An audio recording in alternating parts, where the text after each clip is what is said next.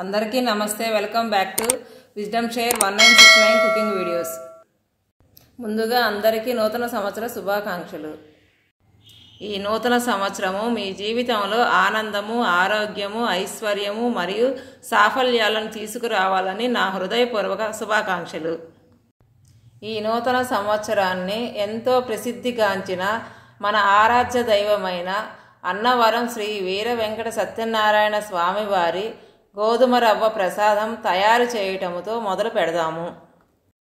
మీ అందరికీ తెలియందేముంది, మన తెలుగువారింట ఏ శుభకార్యం చేసుకున్నా కూడా సత్యనారాయణ స్వామి వ్రతము చేసుకోకుండా ఉంటామా? అలాంటి వ్రతములో ఒక్కొక్క ప్రాంతం వాళ్ళు ఒక్కొక్క రకమైన ప్రసాదం చేసినప్పటికీ కూడా అన్నవరంలో చేసే గోధుమ రవ్వ ప్రసాదానికి ఉన్నంత ప్రాముఖ్యత మరి ఏ ప్రసాదానికి కూడా లేదు.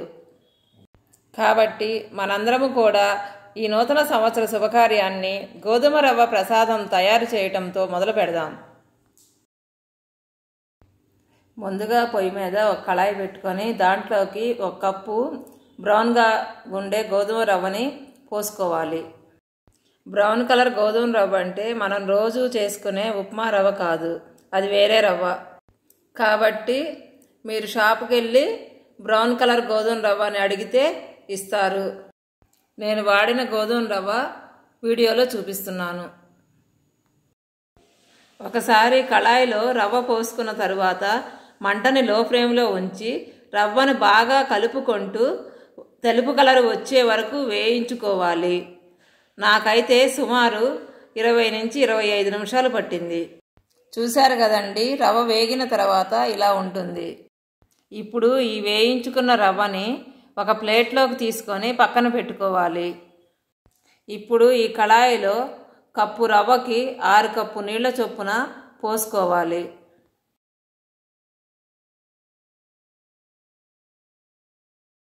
ఇప్పుడు ఈ కళాయి మీద మూత పెట్టుకొని మంటని హై ఫ్లేమ్లో ఉంచి నీళ్లు బాగా మరిగేంత వరకు మరిగించుకోవాలి. చూస్తున్నారు కదండి, నీళ్ళన్నీ ఈ విధంగా వచ్చే వరకు మరిగించుకోవాలి. ఇప్పుడు ఈ మరిగించిన నీటిలోనికి మనం వేయించుకున్న రవ్వను తీసుకొని నీళ్ళని తిప్పుకుంటూ కొంచెం కొంచెముగా పోసుకోవాలి.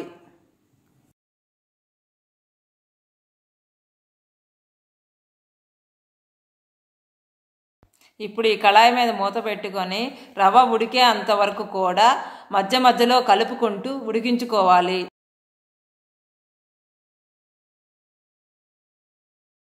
నాకు ఈ రవ్వ ఉడకటానికి సుమారు అరగంట వరకు పట్టింది.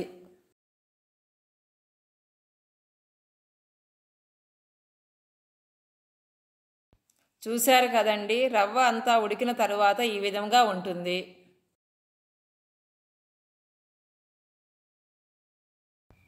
ఇప్పుడు ఈ ఉడికించిన రవ్వలోకి ఒక కప్పు పంచదారను పోసి బాగా కలిపి మూత పెట్టి పంచదార కరిగే అంతవరకు ఉడికించుకోవాలి. ఎందుకనంటే పంచదార బాగా కరిగినప్పుడే ఆ పాకం అనేది రవ్వకు బాగా పట్టి రవ్వ రంగు మారుతుంది. ఈ పంచదార మొత్తం కరిగి పాకం అయ్యి రవ్వకి పట్టడానికి సుమారు 20 నుండి 25 నిమిషాల వరకు పడుతుంది. అందుకని మధ్య మధ్యలో మూత తీసి కలుపుకుంటూ ఉండాలి.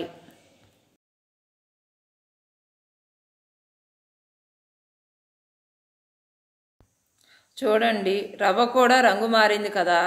ఇప్పుడు దీనిలోకి తురుము పట్టిన ఒక కప్పు బెల్లాన్ని వేసి కలిపి మూత పెట్టుకొని బాగా ఉడికించుకోవాలి.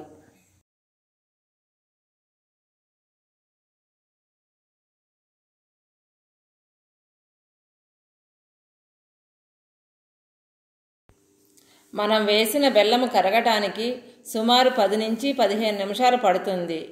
అందుకని మధ్య మధ్యలో మూత తీసి కలుపుకుంటూ ఉండాలి.